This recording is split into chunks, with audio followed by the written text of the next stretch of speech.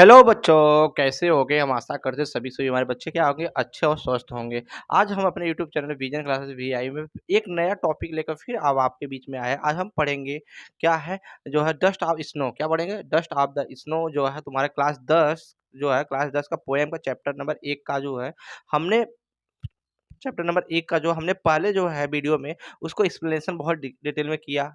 उसके बाद उसको सेंट्रल आइडिया को भी मैंने डिटेल में बताया। आज हम यहाँ पे पढ़ेंगे इस वीडियो के अंदर तुम्हारा क्या होता है, रेफरेंस क्या होते हैं, कॉन्टेक्स्ट क्या होता है और एक्सप्लेनेशन क्या होते हैं। क्योंकि यहाँ से क्वेश्चन तुम्हारे बोर्ड में बहुत बार पूछते हैं। तो इसको हम आज बहुत सुचित्ते और बहुत ईजी वर्ड में, क्योंकि तुम किताबों में देखोगे या कहीं सीरीज में देखोगे तो वहाँ वर्ड थोड़ा हार्ड हार्ड उठाया है।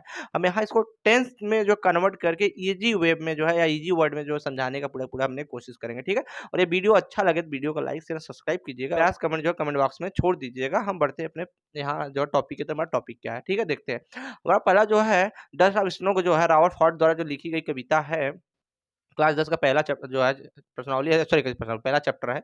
उसमें क्या बोल रहा है, देखो ये सब याद करने की भी जरूरत है तुम्हारे वजह से। इस चैप्टर से तुम्हारा तो रेफरेंस काउंट एक्सप्लेनेशन आएगा, तो सेंट्रल आइडिया आएगा, तो क्वेश्चन आंसर आएगा। बस सभी एक एक प्रश्न तुमको अच्छे ढंग से और इजी वे में कराने की कोशिश करूंगा, जो बोर्ड एग्जाम में एक अच्छा नंबर स्कोर कर सको। ठीक है, आज हम देखते हैं इसका, थोड़ा पढ़ लेते हैं। बोल क्या रहा है जो है पोएम के अंदर कि द अवे ए क्रो सुक डाउन ऑन द, सुक मतलब हिलाना, डाउन ऑन जो down on me dust of the snow from A hemlock tree. इसमें मैंने इसको बहुत डिटेल में वहाँ पे जो बताया हूँ, वर्णन किया हूँ, एक्सप्लेनेशन यहाँ पे उतना डिटेल में करेंगे नहीं। हम इसको समझते हैं जो रेफरेंस कॉन्टेक्स्ट एक्सप्लेनेशन की तरफ हमारा क्या कर रहा है। ठीक है, देखते हैं हमारा रेफरेंस, क्योंकि हिंदी में पढ़ते हो संदर्भ प्रसंग और व्याख्या, वही चीज यहाँ पे है। रेफरेंस को बोलते हैं संदर्भ। क्या बोलते हैं? संदर्भ। तो यहाँ पे देखो क्या कर रहा है, these lines have been taken, मतलब लिया गया है फ्रॉम द पोएम, मतलब इस कविता के अंदर जो लिया गया, इस लाइन में जो लिया गया है, किससे लिया? डस्ट ऑफ स्नो, मतलब बर्फ के धूल लिया गया। और इसके कंपोस्ट, कंपोस्ट मतलब जो है इसके लेखक लेखक के हैं, वो कौन है भाई? रॉबर्ट फार्म है। क्या? रॉबर्ट फ्रॉस्ट है। कौन है यहाँ पे? रॉबर्ट फ्रॉस्ट जो उसके लेखक है। ये तो देखो तुम्हारे, एक चीज बता दूं, जितने भी पोएम हैं, वो चाहे 1 हो, 2, 3, 4, कोई भी चैप्टर का हो, पहला लाइन रेफरेंस वाले सब कुछ सेम रहेगा। खाली यहाँ पे जो है चैप्टर का नाम डाल देना और यहाँ राइटर का नाम देना, यही चेंज करना, बाकी सब कुछ वही लिखते चले जाना। ठीक है, रेफरेंस में हमारा यही होगा। कंटेक्स्ट में क्या कर रहे हैं, उसने कंटेक्स्ट में क्या हुआ देखो, फिर यहाँ जो कंटेक्स्ट में पहले वाले में क्या था, उसने रास्ते से घूमते हुए जा रहे थे, जाते जाते वो जो हेमलॉक ट्री के नीचे गए और उनका मन क्या था, बहुत ज्यादा उदास था। वहां पे जो स्ट्रेंथ क्या था, स्ट्रेंज एक्सपेरिमेंट्स जो है, स्ट्रेंज जो है एक्सपेरिमेंट्स, मतलब जो है उसने अजीब अनुभव किया। उसी के बारे में उन्होंने इस 4 लाइन के अंदर जो है वो बात किया, बात बोला है, वही मैं बताने जा रहा हूँ। ठीक है, देखना क्या बोला है। तो यहाँ बोल क्या रहा है, इन दीज लाइन, यहाँ क्या रहा है, in these line the poem tells, मतलब क्या रहा है, tells us the strength experience, मतलब जो है अजीब अनुभव किया, स्ट्रेंथ एक्सपीरियंस में अजीब अनुभव किया। While sitting under a hemlock tree, कब? जब वह पेड़ के नीचे हेमलॉक, ऐसे हेमलॉक ट्री जो था उसके नीचे बैठा हुआ था, तो वहां पे एक अजीब ढंग का हुआ अनुभव किया था। ठीक है, इसके बाद हम देखते हैं इसका एक्सप्लेनेशन, मतलब व्याख्या। व्याख्या क्या करा, इसको भी बहुत डिटेल में सुनते हैं। तो the poet said that once day they, एक दिन की बात है, कविता ने कहा, क्या हुआ, कवि ने कहा एक दिन की बात है, कवि जो कर है एक दिन की बात है। He was sitting under a hemlock tree, वह एक पेड़ के नीचे क्या किए थे, बैठे हुए थे। हेमलॉक ट्री था, ये पॉइजनस ट्री से हम कंपेयर किए थे। पॉइजनस ट्री जो है, और जो smallest white of the flower देता है, ठीक है, given out the small of the flower देता है वाइट। तो इसने किया कि the poet said that one day he was sitting under a hemlock tree, एक दिन जो है कवि पोएम कह रहा है, मतलब कवि जो है कह रहा है, जो है कवि कह रहा है, एक दिन की बात है कि वो जो पेड़ के नीचे बैठा हुआ था, जो क्या कहता, हाँ बैठ बैठ रहा था, बैठा हुआ था। There were some snow particles on the tree, on the tree, क्या है, there were some snow particle on the tree. तो यहाँ इस चीज को समझना, देयर वेयर जो है, there were some snow particle, पेड़ पर जो थे, पेड़ पे कुछ जो बर्फ के, जो पेड़ पे जो है कुछ बर्फ के कुछ धूल पड़े हुए थे। क्या थे? धूल थे। जो पेड़ था उस पे जो बर्फ के जो थोड़े धूल थे, डस्ट थे, मतलब डस्ट ऑफ स्नो, मतलब बर्फ के जो कण थे वो पड़े हुए थे, उसके किसके ऊपर, पेड़ के ऊपर पड़े हुए थे।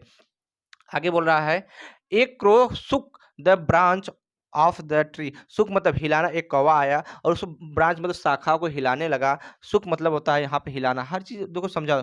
सुक मतलब होता है हिलाना, हिलाना, और ब्रांच मतलब शाखा, शाखा ऑफ द ट्री। जब एक कौवा आया, उसने जो है ब्रांच पे बैठा, मतलब शाखा बैठ के उसको हिलाने लगा, तब क्या हुआ पेड़ पे, it dropped some snow particles on the poet, वो कुछ उसमें जो पार्टिकल थोड़े बहुत थे, जिसमें कुछ कवि के ऊपर क्या हुए, कुछ जो पार्टिकल, मतलब पार्टिकल में कुछ जो जिस थोड़े ऊपर जो थे, कुछ बर्फ के कण, पार्टिकल में कण जो थे, जिसमें कवि के ऊपर जो है बर्फ का कण थोड़ा बहुत ऊपर क्या हुआ, गिरा, ठीक है, गिर गया। उसी के बारे में उसने कहा, वहां पे कहने के बाद उनका मन क्या था, बहुत ज्यादा उदास था। इसका क्रिटिकल कमेंट जो है, आलोचना जो किए हैं, उसमें आलोचना क्या की है उसको देखो। यहाँ पे बोला है, here the poet chooses the hemlock tree as the symbol of sad mood. जो हेमलॉक ट्री का जो सिंबल, मतलब जो तुलना किया है, हेमलॉक ट्री का जो सिंबल है वो किससे है, एक उदासी मन से है। मतलब यहाँ कवि ने अपनी उदास मन जो है, उदास मन जो यहाँ पे कवि अपना उदास मन जो है एक प्रतीक को दिखा रहा है, किसे, हेमलॉक ट्री से दिखा रहा है, किसे दिखा रहा है, हेमलॉक ट्री से दिखा रहा है। यही जो हमारा 4 लाइन का फर्स्ट जो 4 लाइन थे हैं, उसका ये रेफरेंस कांटेक्स्ट एक्सप्लेनेशन है। हम बढ़ेंगे 4 लाइन आगे की तरफ, हमारा 4 लाइन आगे क्या करा है उसको भी हम समझाएंगे, इसके बाद उसका क्वेश्चन आंसर करेंगे। ये चैप्टर हमारा हो जाएगा फिनिश, हम बढ़ेंगे फिर सेकंड चैप्टर की तरफ। ठीक है बच्चों, हम बढ़ते हैं अगले जो है तुम्हारा जो है 4 लाइनें क्या है पोएम में उसकी लिखी, उसका जो है रेफरेंस कांटेक्स्ट और एक्सप्लेनेशन करते हैं।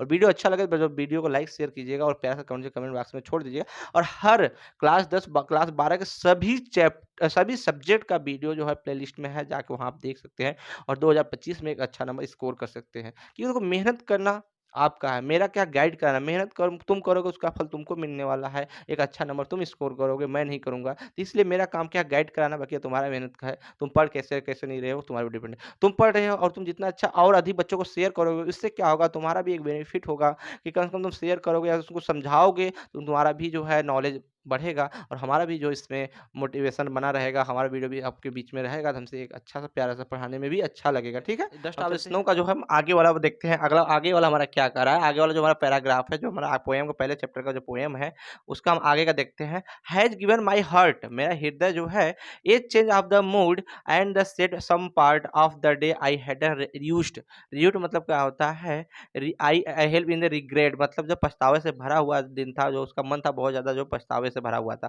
वही होता है। इसको हम बहुत डिटेल में जो है यहाँ पे रेफरेंस कांटेक्स्ट एक्सप्लेनेशन को समझते हैं। तो रेफरेंस तो सभी का सेम होगा, मैंने अभी पहले ही समझा दिया था, रेफरेंस सबका सेम होगा। फिर होगा this line have been taken from the poem dust of snow, composed मतलब लिखा गया है या किसके द्वारा लिखा गया है, बाय द रॉबर्ट फार्ट द्वारा लिखा गया। खाली ये कंटेक्स्ट और एक्सप्लेनेशन में और जो है तुम्हारा क्रिटिकल कमेंट में जो चेंजिंग होगा और कहीं चेंजिंग नहीं होगा। तो यहाँ पे हम देखते हैं क्या करा इस चीज को। In this line the poet tells us how the incident of the sitting under hemlock tree changed his the mood। एक दिन की बात है, कवि बोल रहा है, क्या बोला है, इस पंक्ति में जो कहा गया है, कवि ने हमें बताया है या हमसे कहा है कि वह एक दिन हेमलॉक पेड़ के नीचे बैठा था, या नीचे क्या था, बैठा था। उस समय उसके बाद उसका मन पूरी तरह क्या हो गया, यहाँ पे देखो क्या हो गया, यहाँ पे बता हुआ था हिज मूड अदर टोटली, उसकी पूरी मन क्या हो गया, चेंज हो गया, पूरा मन क्या हो गया, चेंज था। उसमें उसका माइंड जो सैड मूड में था, जो सैड मन में था, बहुत जो है उदास था, उसके विचार में जो है नेगेटिविटी थिंकिंग आती थी। लेकिन जो उसके ऊपर जो है स्नो ऑफ द फॉल्स, मतलब जो बर्फ के कुछ जो है टुकड़े, बर्फ के कुछ धूल उसके ऊपर जब गिरे पड़े, जब मतलब कौवे के सूख करने के बाद जो है ब्रांच पे सूख किया, तो उसके जो थोड़े बहुत जो धूल के कण थे वो नीचे गिरे और किसके पोएट के ऊपर गिरे, फिर जो फिल ऑन द पोएट के ऊपर गिरने के बाद उनके उसका मन में क्या टोटली उसका मन क्या हो गया, चेंज हो गया। उसी के बारे में कह रहे हैं। अब चलते हैं हम यहाँ पे एक्सप्लेनेशन मतलब व्याख्या की तरफ, क्या करें उसको समझते हैं। द पोएट ने कहा that he was sitting under a hemlock tree, वह एक पेड़ के नीचे बैठा हुआ था। कौन बैठा था, रॉबर्ट फॉर्ट ने बैठे हुए थे, पेड़ के नीचे बैठे हुए थे। बट लेकिन falling of snow dust change his the mood, जब वहां फॉलिंग मतलब बर्फ के कुछ टुकड़े, फॉलिंग मतलब गिर रहे थे, बर्फ के टुकड़े कुछ जब गिरे उन किसके ऊपर, जो है पोएट के ऊपर गिरे, तो उनका मूड पूरा क्या हो गया, चेंज हो गया, पूरा हिज मूड मतलब उनका मन जो है पूरा क्या हो गया, सबके सब चेंज हो गया। उसके बाद जो है उनका मन बदल गया, चेंज हो गया। आगे क्या करें देखो यहाँ पे, the snow dust provide him a ray of the hope. तो यहाँ पे एक बात, बहुत बड़ी बात बोला है इसने, क्या कहा देखो, यहाँ बोल रहा है तुम्हारा जो है कि बर्फ की जो धूल थी क्या थी, द स्नो डस्ट मतलब जो बर्फ के धूल थे, provide him a ray of the hope. तो यहाँ पे क्या हुआ, तो जो बर्फ के धूल थे गिरने पर क्या हुआ, जो बर्फ के धूल थे उनके लिए आशा, मतलब होप मतलब क्या होता है, आशा, एक आशा की किरण आई, रे मतलब किरण, उन पे जब बर्फ की कणें गिरी और बर्फ का गिरने के बाद उनके अंदर एक जो है आशा की किरण जागी या आशा की किरण जो है उत्पन्न हुई। ठीक है, उसके बारे में कह रहे हैं। आगे क्या कर रहे हैं, the poet the poet was in the better mood, अपना वह पहले से अपेक्षा वो अपना मन कैसा प्रसिद्ध better mood, but he the event saved his the rest of the day. वो जो पहले से अपेक्षा क्या था, उदास मन में थे, लेकिन जब उनका घटना हुई, ये घटना हुई तो उनकी बाकी जो मन था, क्या था, जो बाकी उनका मन था, he is the rest of the day, मतलब बचा हुआ दिन या बचा हुआ जो उनका मन था, वो सब के सब कैसा होने लगे, वो सब के सब बचा हुआ दिन जो उनका बहुत अच्छा से बीतने के लिए वो सोचे, या बहुत अच्छे से बीतने के बारे में वो सोचने लगे।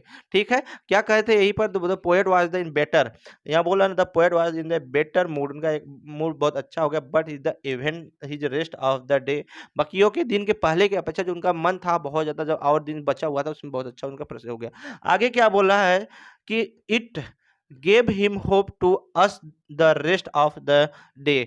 गिव मतलब होप मतलब आशा की किरणें, या आशा मतलब होप रे मतलब आशा जागा, उसकी आशा की किरणें निकली। तो यहाँ पे क्या करा उस चीज़ को समझ, इसमें उसने शेष दिन जो है उसके अंदर जो शेष दिन बचे हुए थे, जो बताए थे, क्या करा था यहाँ पे शेष दिन, बोला क्या है यहाँ पे सुनोगे तो है कि of the day I hard used, मतलब बचा हुआ जो दिन था उसके बाद, of a day I had the used, जो जो बचे हुए दिन को उसने बहुत अच्छे से व्यतीत करना चाहता, उसी के बारे में कर रहे हैं कि आई यहाँ पे कर रहे हैं कि इट गेव हिम मतलब वह दिया hope to us the rest of day. कह क्या रहा है यहाँ पे, इसमें उसने शेष दिन का उपयोग करने की आशा मिली उनके अंदर, जो शेष दिन का बचा हुआ था उनके अंदर एक आशा जागी उसका कि अच्छे ढंग से उसका उपयोग करें, क्या करें, अच्छे ढंग से उपयोग करें। इसका जो हमारा कमेंट देखते हैं क्या है, the poet given us the message, कवि जो है एक मैसेज देना चाह रहा है, that we should learn from the simple event taking place in the nature. कवि इसमें एक जो मैसेज देना चाह रहा है वो क्या दे रहा है, हमें प्रकृति में घटित होने वाली समान घटनाओं से कुछ सीखना चाहिए, मतलब जो प्रकृति हमारे सामने घटनाएं घटित हो रही है उससे हमको अच्छा चीज कुछ ना कुछ सीखना चाहिए, बुरा नहीं सीखना चाहिए। वही जो है रॉबर्ट फॉर्ट ने इस कहानी के अंदर कहे हुए हैं, एक कहानी के अंदर बताए हुए हैं। अब हमारा जो है यहाँ से जो है तुम्हारा एक्सप्लेनेशन भी कंप्लीट हो गया, सेंट्रल आइडिया भी कंप्लीट हो गया, और रेफरेंस, कंटेंट और एक्सप्लेनेशन तीनों भी कंप्लीट हो गया। अब हमारे पास खाली रह गया क्वेश्चन आंसर, हम वो करेंगे नेक्स्ट वीडियो में। तब तक के लिए दोस्तों, ये वीडियो को अच्छा लगे तो प्यारा जो है लाइक शेयर सब्सक्राइब कीजिएगा, और प्यारा सा कमेंट जो कमेंट बॉक्स में छोड़ दीजिएगा। तब तक मिलते हैं हम नेक्स्ट वीडियो में। बाय।